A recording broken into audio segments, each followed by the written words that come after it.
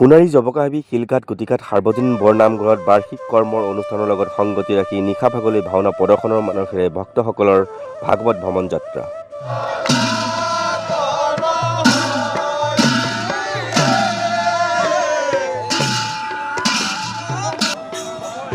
চৰাইদেউ জিলাৰ সোণাৰী থানাৰ অন্তৰ্গত জবকাহাবি শিলঘাট গুটিঘাটৰ বৰনামঘৰৰ সকলো ৰাইজৰ বছৰেকীয়া কৰ্মভাগ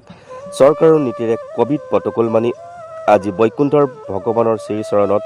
10 আঙুলিৰে সেৱা কৰি 4 মুঠি ভকতৰ গুণানুকীৰ্তন পাঠেৰে বছৰেকলৈ গাঁওখনৰ লগতে জগতৰ সকলো প্ৰাণী জীৱ জন্তুকে আদি কৰি সকলো ফালৰ পৰা কুশল মংগলে ৰাখে তাৰ মানসেৰে মনস্থ কৰিবলৈ লৈছে বাৰ্ষিক কৰ্ম। এই কৰ্মভাগৰ লগত সংগতি ৰাখি দিনজোৰা কাৰ্যসূচীৰ অন্তত